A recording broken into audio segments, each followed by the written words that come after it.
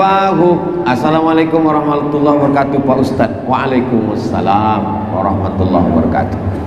Apa hukumnya seorang wanita, anak gadis, suka merebut suami orang?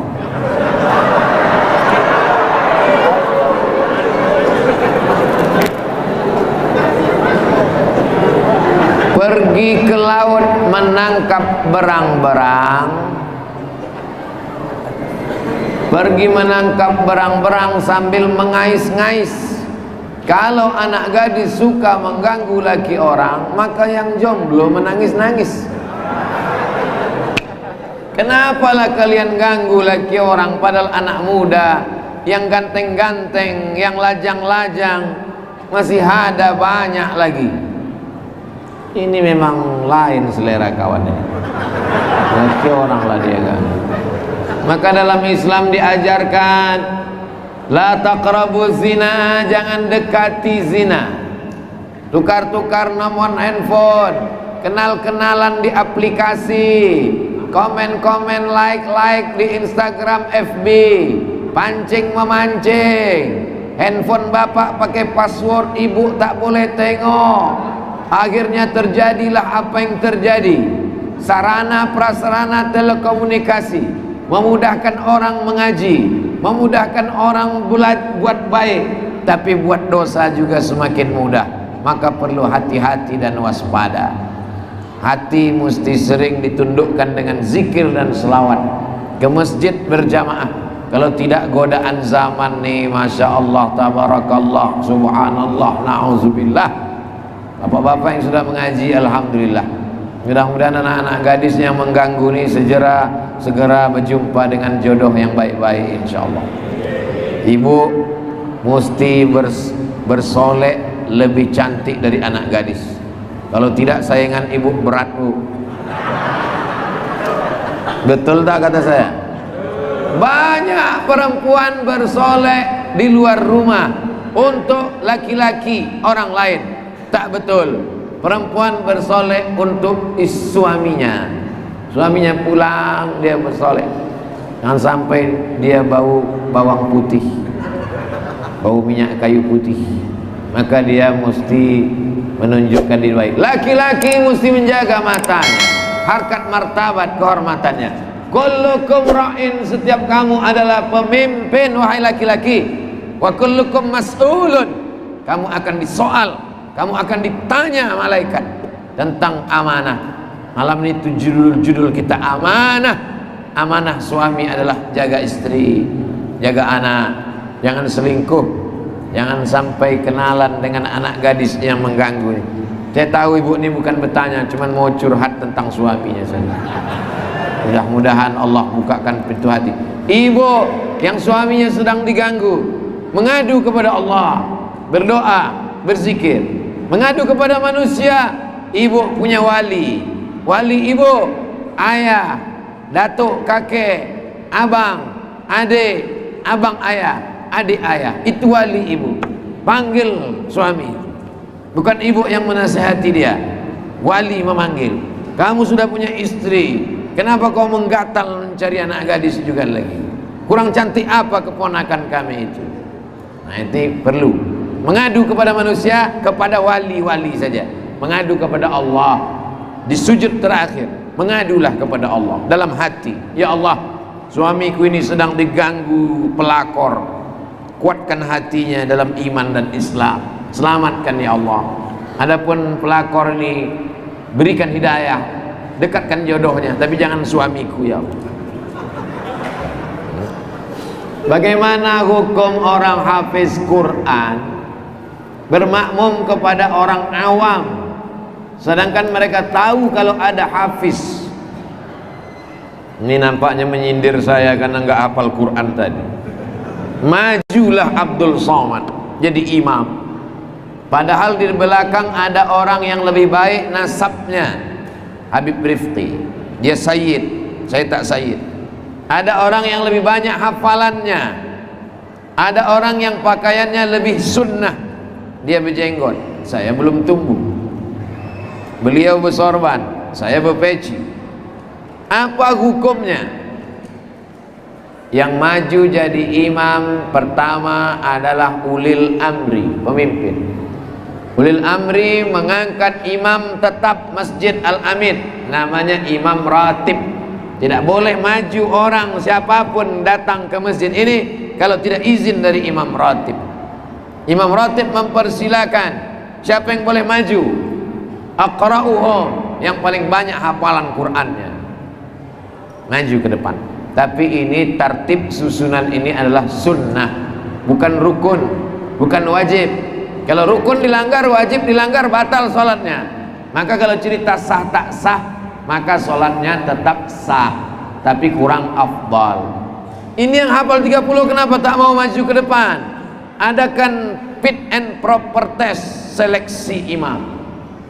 Majelis Ulama Indonesia, Nahdlatul Ulama, Muhammadiyah, para habaib, ulama, akademisi diundang untuk menyeleksi imam.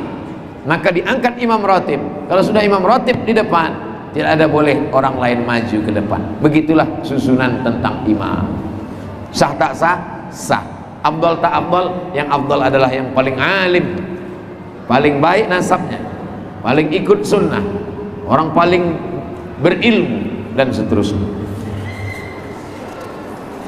Apa dosa yang dibuat kemudian dihukum di dunia sesuai syariat Islam, di akhirat apakah masih diadili lagi? Itulah kenapa zaman Nabi datang seorang perempuan, aku berzina ya Rasulullah, na'udzubillah, hukumlah aku. Kata Nabi, pulanglah engkau ke kampungmu, lahirkan anakmu, karena dia sedang mengandung. Kalau dia dilempar pakai batu mati, anaknya tak salah, lahirkan anakmu. Setelah anaknya lahir, dia datang lagi, hukumlah aku. Kata Nabi, anakmu punya hak, susukan anakmu 2 tahun, pulang ke kampung, susukan anakmu 2 tahun, karena di dalam badanmu ada air susu, kewajibanmu adalah hak anakmu. Kalau ibunya dihukum mati, zalim, karena anaknya belum dapat hak menyusui. Pulang dia ke kampung, setelah 2 tahun dia datang lagi, baru dijatuhi hukuman. Itulah yang menyebabkan mereka ingin dapat hukuman di dunia, supaya di akhirat mereka lepas selepas-lepasnya. Adapun kita sekarang tidak ada perangkat hukumnya, tidak ada ulil amri yang mampu melaksanakannya, maka kita bertaubat kepada Allah, taubat nasuha. Mandi taubat, sulat sunat taubat, solat sunat taubat, berzikir, beristighfar, minta ampun kepada Allah. Mudah-mudahan segala dosa-dosa kita diampunkan Allah Subhanahu wa ta'ala. Ma min muslimin yuznibu dzamban. Kalau ada orang Islam, orang beriman berdosa, summa yatatahhar, mandi dia bersuci, summa yusalli rak'ataini, salat sunat 2 rakaat, salat sunat taubat, usalli sunnatat taubat rak'ataini lillahi ta'ala, ayatnya bebas. Summa yastaghfirullah, memperbanyak istighfar, minta ampun kepada Allah. Wallahi, demi Allah, inni la astaghfiru ila rabbi wa atubu ilaih, aku beristighfar kepada Allah mi'ata marrah, 100 kali sehari semalam. Nabi Muhammad sallallahu alaihi wasallam minta ampun, beristighfar kepada Allah 100 kali sehari semalam.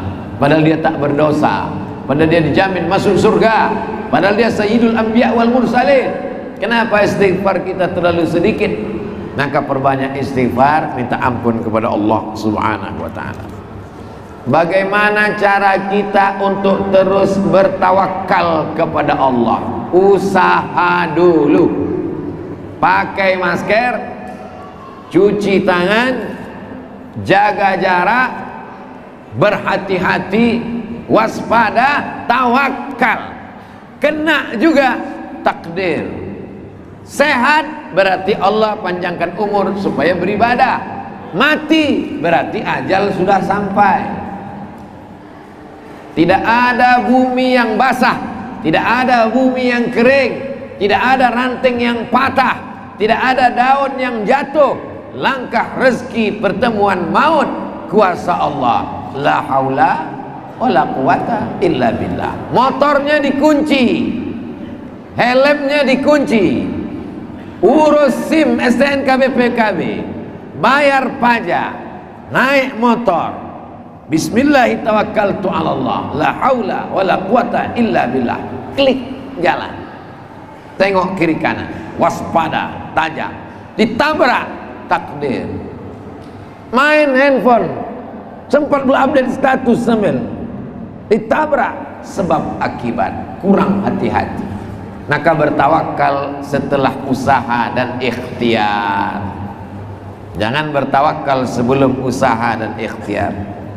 Serahkan kepada Allah Subhanahu wa ta'ala. Bagaimana cara agar kita terhindar dari sifat iri dan dengki? Pertama, pahami siapa yang iri, siapa yang dengki, hilang amalnya. Iyyakum wal hasada, takutlah kamu penyakit hasad.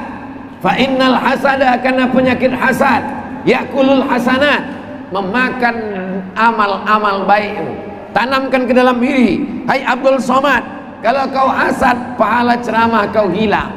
Hai Abdul Somad, kalau kau hasad, maka solatmu melayang. Hai Abdul Somad, kalau kau hasad, maka zikir selawatmu terbang. Dalam hati tanamkan, jangan kau hasad, jangan kau hasad. Kedua, doakan orang yang dapat nikmat.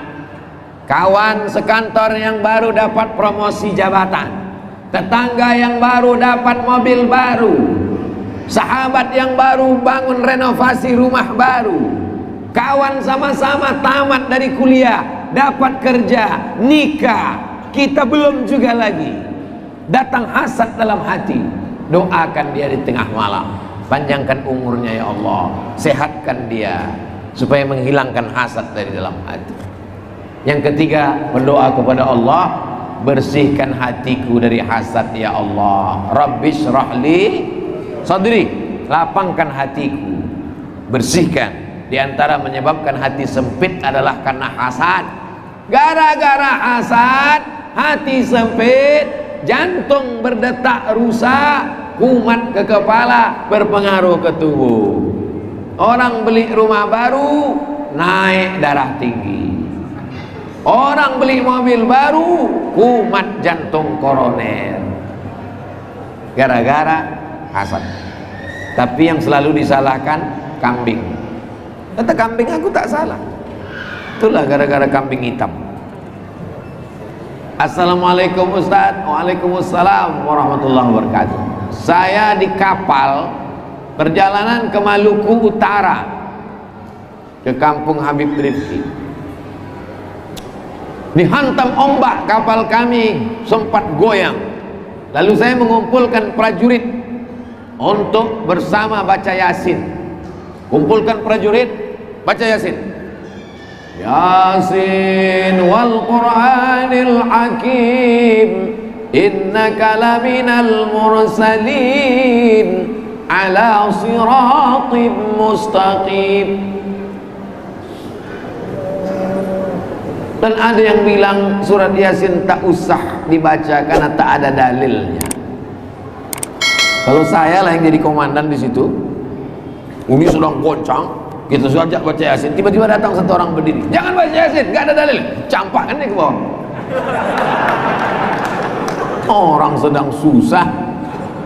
Wa idza quri'al Qur'an, kalau Quran dibacakan, fastami'u lahu, dengar baik-baik. Wa ansitu, diam. La'allakum turhamun, mudah-mudahan kamu dapat rahmat. Mendengar Quran saja dapat rahmat, kalau baca Quran maka turun rahmat. Bapak beserta pasukan yang ada di kapal tenang, ketenangan, risau, takut, cemas, ombak ke bawah tak berpijak, ke atas tak bergantung, dipukul ombak, dihempas gelombang, terbayang anak, terbayang istri, terbayang kredit belum lunas. Membaca Yasin menurunkan ketenangan, menurunkan rahmat Allah. Yasin itu Quran apa tak Quran? Quran. Kenapa mesti Yasin? Kenapa mesti Yasin Ustaz? Karena Al-Baqarah kepanjangan. Bukan. likulli syai'in qalbun, segala sesuatu punya hati. Wa qalbul Quran Yasin, hatinya Al-Quran adalah Yasin. Kalau kau dapat hatinya, kau dapat semuanya. Bapak bisa dapat ibu kan karena hatinya duluan. Begitu juga dengan Quran, hatinya kau sentuh, maka dapat yang lain-lain. Itulah maka Yasin dibaca. Kenapa Yasin dibaca? Buka tafsir Ibnu Katsir, di muqaddimah tafsir Ibnu Katsir surat Yasin, apa kata Imam Abul Fida Ismail Ibnu Katsir? La tuqra'u fi amrin asirin. Kalau surat Yasin ini dibacakan pada perkara yang susah, yang sulit, yang payah, illa yassarahullah, dimudahkan Allah. Sulit sakratul maut, bacakan, gol, mati.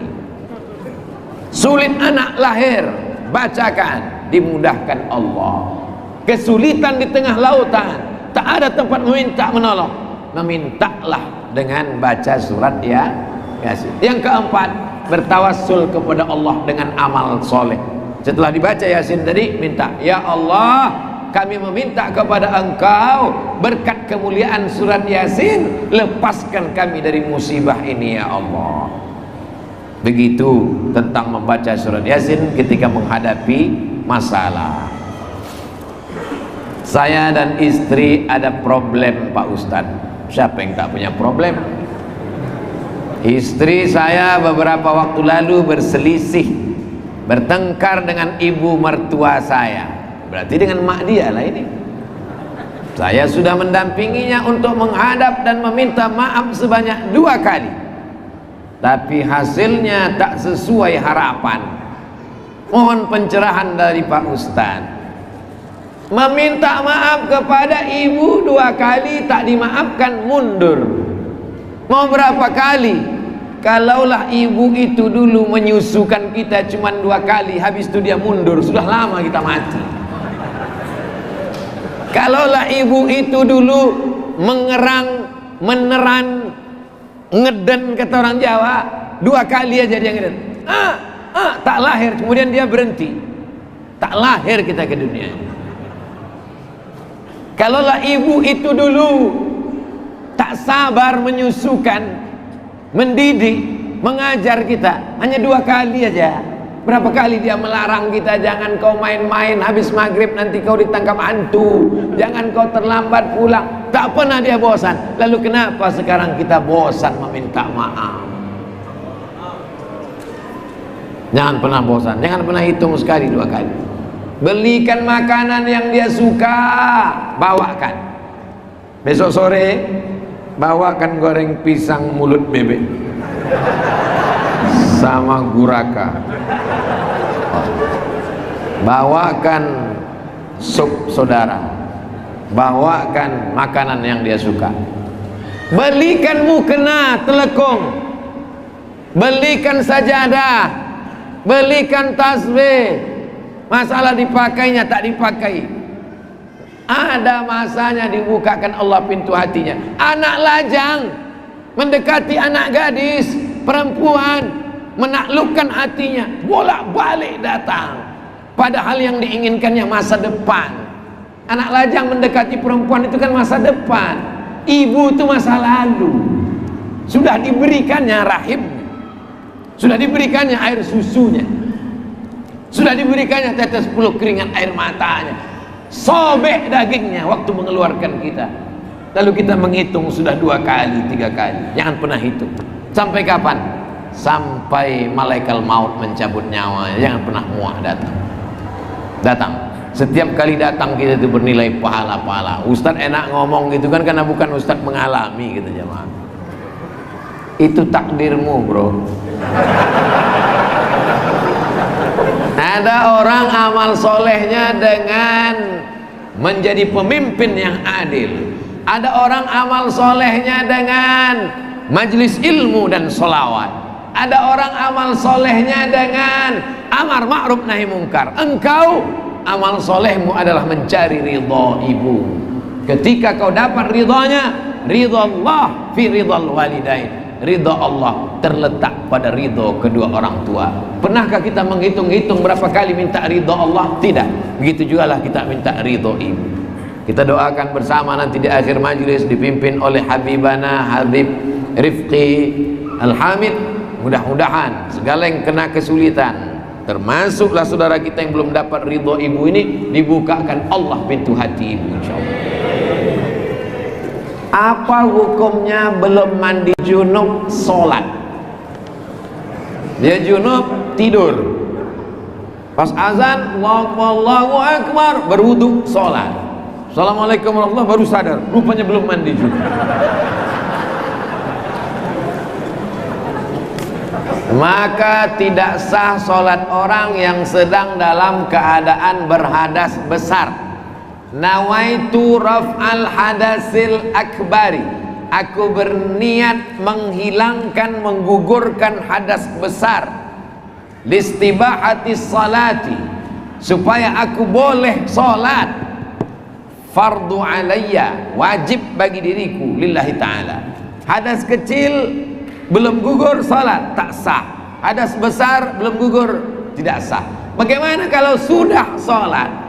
Maka sholat yang dilaksanakannya tadi diulang, nama sholatnya i'adah. Sholat itu ada 3. Pertama, sholat adaan, usolli fardal isya'i 4 raka'atin adaan, tunai. Yang kedua, qadaan, mengganti sholat yang tinggal, namanya qadha. Yang tadi dia tidak tinggal karena dia sudah sholat, tapi sholatnya tidak sah, maka sholatnya diulang. Maka sholat yang diulang itu namanya i'adah. Yang jadi masalah kalau dia jadi imam, macam mana dia memberitahu makmumnya? Maka daripada minta maaf di akhirat, lebih baiklah di share di grup WhatsApp hari ini kepada seluruh anggota grup. Ternyata tadi aku lupa mandi junub, jadi kalian ulanglah sholat itu lagi. Apakah berinvestasi saham di aplikasi itu halal atau haram? Apapun nama transaksinya, karena nanti makin canggih, ada namanya jual beli e-commerce, elektronik, komersial melalui aplikasi. Ada namanya akad jual beli yang tidak seperti di kita di kampung. Aku beli air minum ini dengan harga 5.000 tunai, aku jual. Sekarang sudah pakai aplikasi macam-macam. Maka ulama fikih menetapkan 3 syarat. Kalau 3 syarat itu tidak ada satu dari 3, maka jual belinya sah, makbul, diterima. Pertama, tidak ada gharar, gambling, ketidakpastian, judi. Yang kedua, tidak ada zulm, aniaya, zalim. Yang ketiga, tidak ada ghish, tipu. Kalau tidak ada unsur tipu, tidak ada unsur gharar, gambling, tidak ada unsur zulm, aniaya, maka transaksi jual beli itu sah. Untuk lengkapnya tulis di Google fatwa DSN. Kalau minuman mesti ada fatwa Majelis Ulama Indonesia, label halal MUI. Tapi kalau masalah ekonomi, nama yang memberikan fatwa DSN, Dewan Syariah Nasional, dalam bentuk PDF, bisa di-download untuk detailnya. Bagaimana membuat istri senang? Saat pulang kerja, istri saya sering menyambut dengan mukanya marah.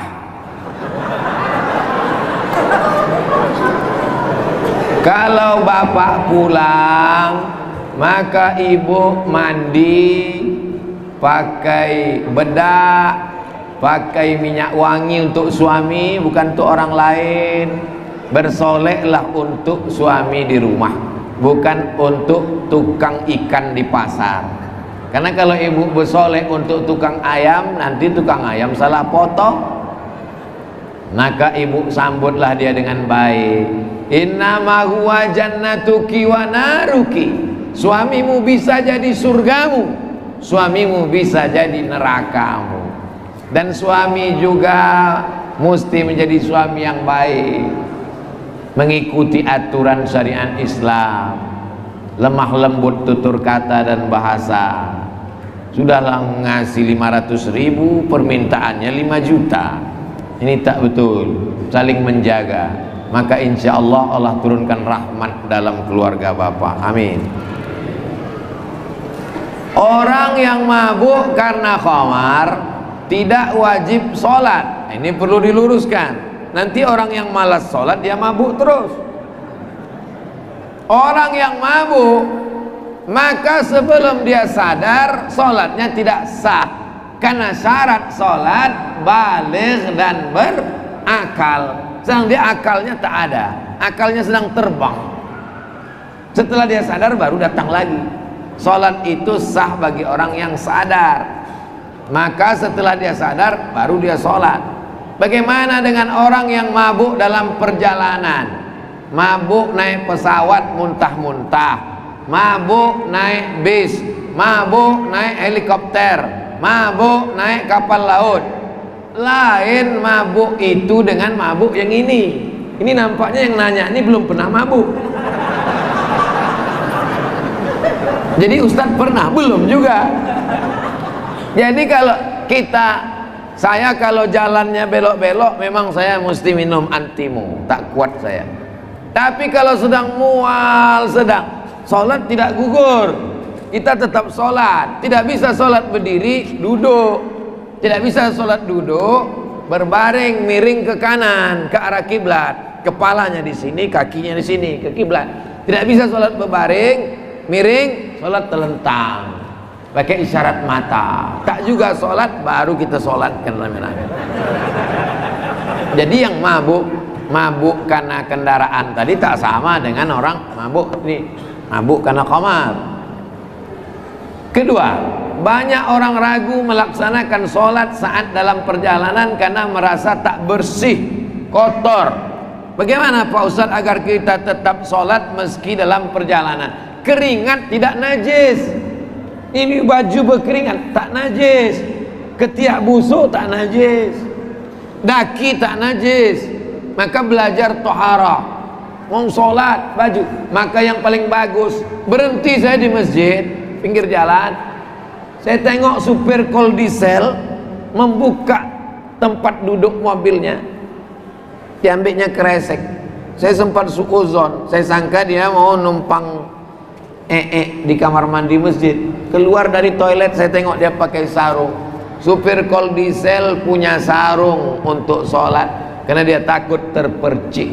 Jadi bapak-bapak yang musafir bawa kain sarung, nanti buka pakaian celana pakai kain sarung, sholat baju bersih. Kan tak ada orang kencing, air kencingnya sampai ke atas kan tak ada. Yang dikhawatirkan tuh maaf cuman celana dalam sama celana tuh. Celana tuh khawatir terpercik waktu air kencing ke kaki. Yang pakaian itu saja. Kalau baju pakai baju kaos, pakai sah. Tapi kalau bagus dia bawa baju koko, afdol. Bedakan antara sah tak sah dengan afdol tak afdol. Sholat pakai baju kaos, pakai kain sarung, sah. Tapi kalau afdol pakai baju putih, penutup kepala, maka beli buku fikih Islam Sulaiman Rashid 40.000, 500 halaman, murah. Supaya bisa kita membedakan mana rukun, mana syarat, mana wajib, mana sunnat. Supaya bisa kita tahu, jangan sampai tak bisa membedakan apakah sah tak sah atau afdol tak afdol. Bagaimana membayar utang puasa? Sudah lewat bertahun-tahun dan belum dibayar utang puasa. Ini Ramadan 1442. Ini Ramadan 1443. Yang tinggal di Ramadan kemarin 7 hari mesti diganti sebelum Ramadan ini datang. Syawal, Zulqa'dah, Zulhijjah, Muharram, Safar, Rabiul Awwal, Rabiul Akhir, Jumadil Awal, Jumadil Akhir, Rajab, Sya'ban. Mesti diganti di antara Ramadan ini. Pinjam air minumnya sebentar Habib. Datang Ramadan berikutnya.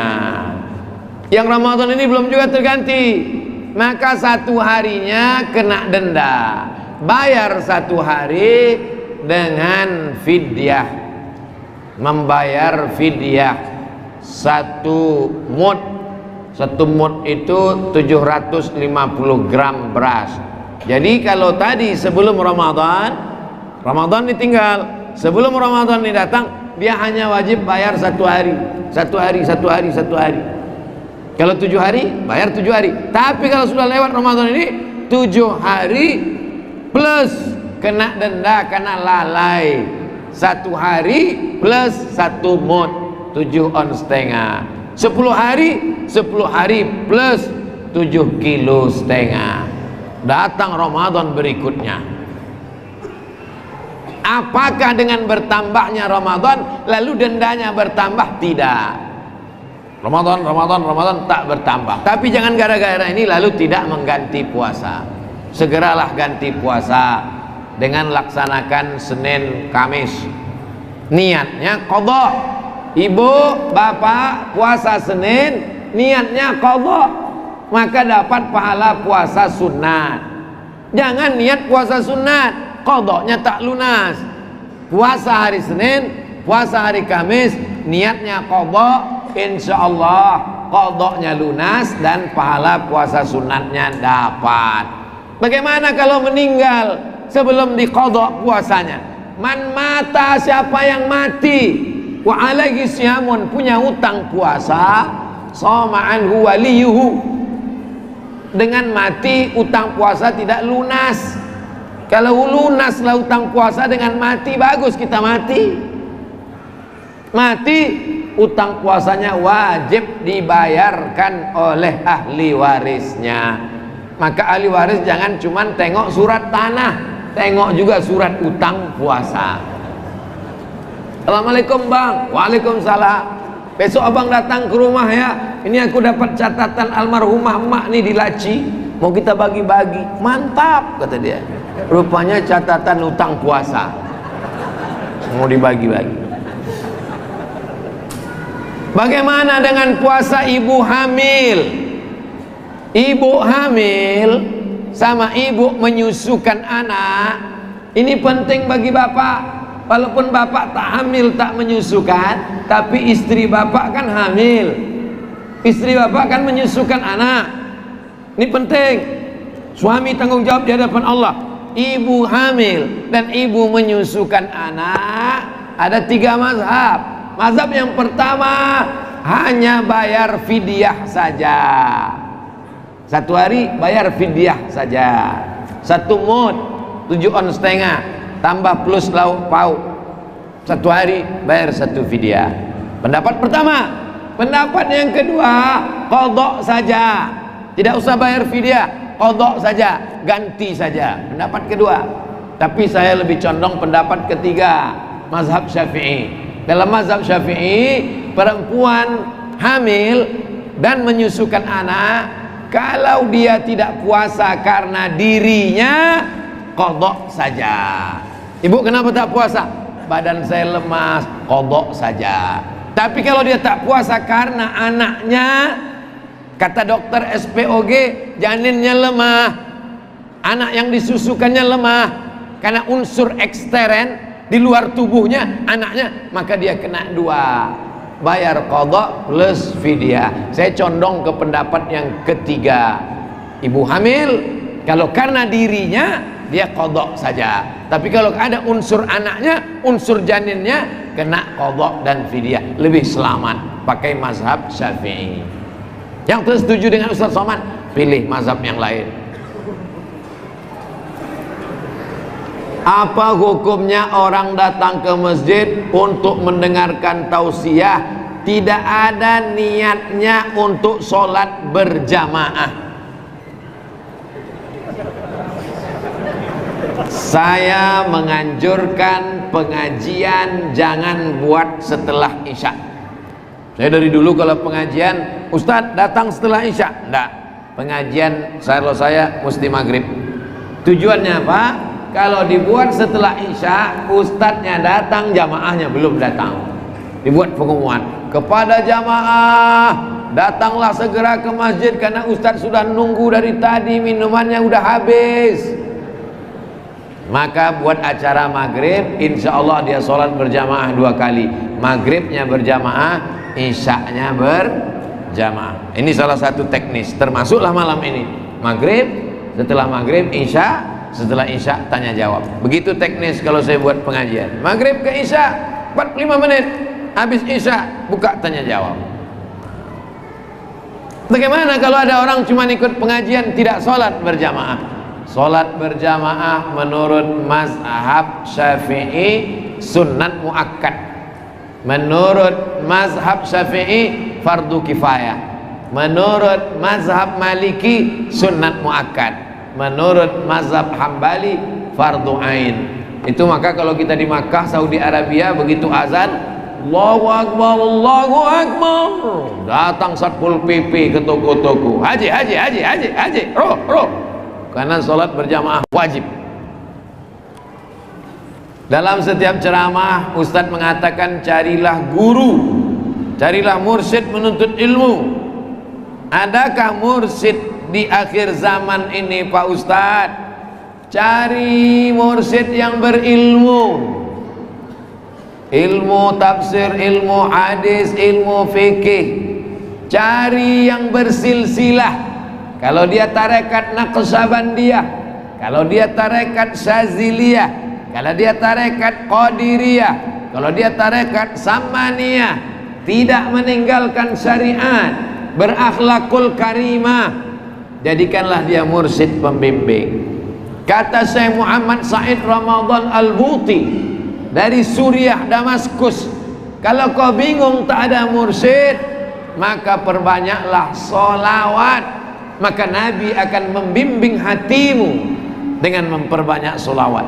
Tapi tetap berguru, ngaji kepada para habaib, kepada para ulama ahlus sunnah wal jamaah. Insya Allah Allah akan menerangi hati dengan cahaya iman. Walladzina jahadu fina, orang yang bermujahadah, dilawannya hawa nafsunya untuk mencari hidayah, lanahdiyannahum subulana, kami akan tunjukkan jalan kami. Jalan yang paling utama untuk mendapatkan bimbingan adalah dengan memperbanyak sholawat. Allahumma salli ala Sayyidina Muhammad wa ala ali Sayyidina Muhammad. Berapa persen dari gaji yang harus dikeluarkan untuk sedekah? Kalau zakat 2,5%. Kalau sedekah Pak Ustadz, sedekah tidak ada batasan, tapi tidak boleh semuanya. Jangan gara-gara saya bilang tak ada batasan, besok pagi semua tak punya rumah. Rumahmu mana? Udah kusedekahkan semua. Datang sahabat Nabi, sudah mau meninggal dunia, dijenguk Nabi waktu sakit. Anaknya cuma 1 perempuan, menantunya kaya.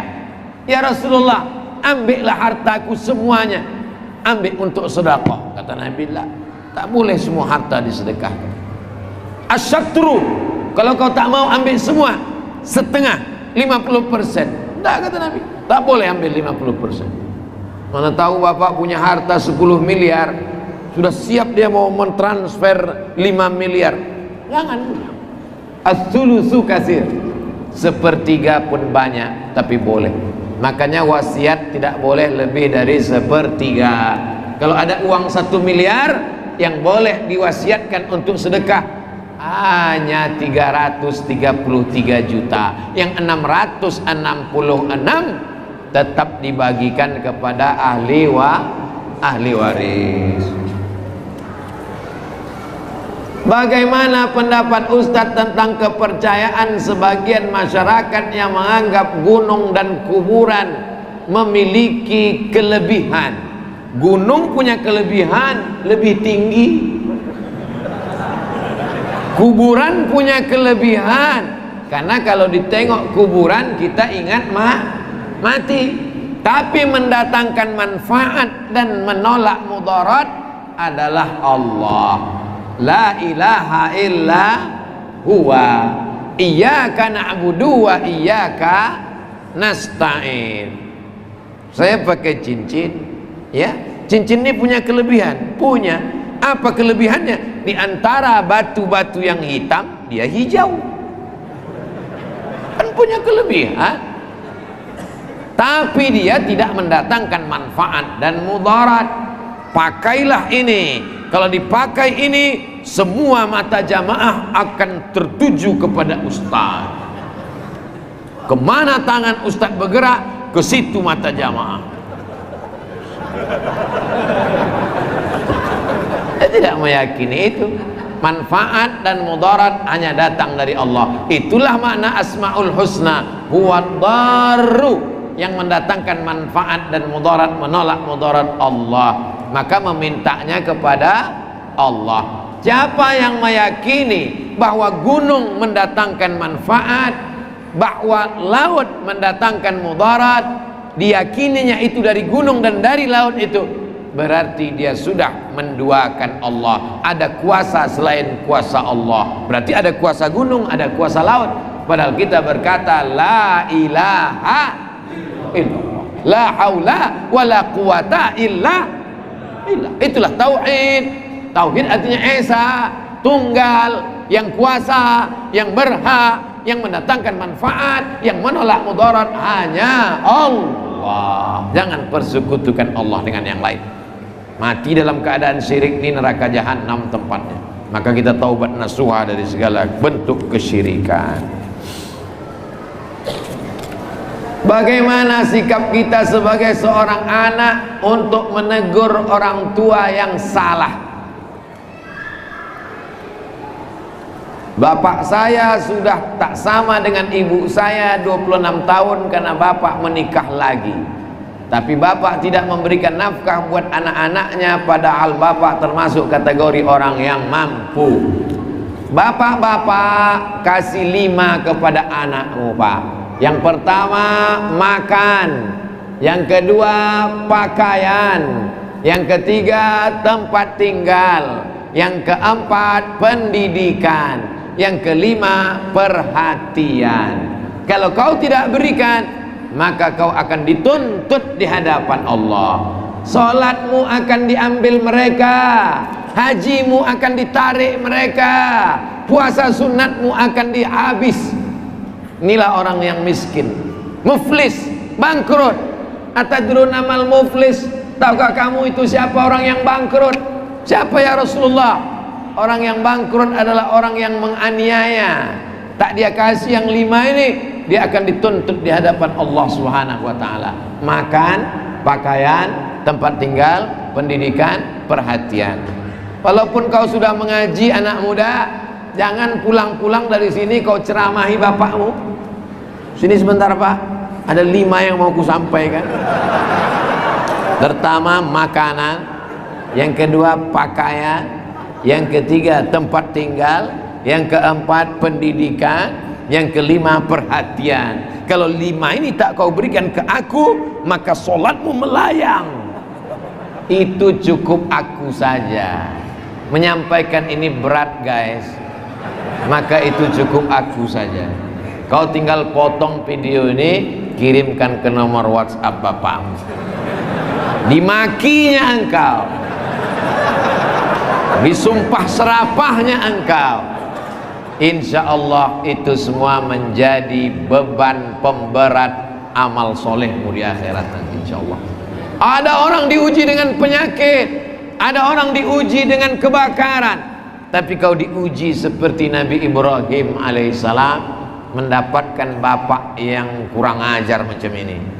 Maka insya Allah kalau kau ridho, kau sabar, tapi kau tetap jalankan syariat, maka kau mendapatkan pahala sabar. Tapi jangan diam, karena perbuatan dia itu tak betul, perbuatan dia itu mungkar, perbuatan dia menyia-nyiakan anak, tak memberi nafkah, itu zalim.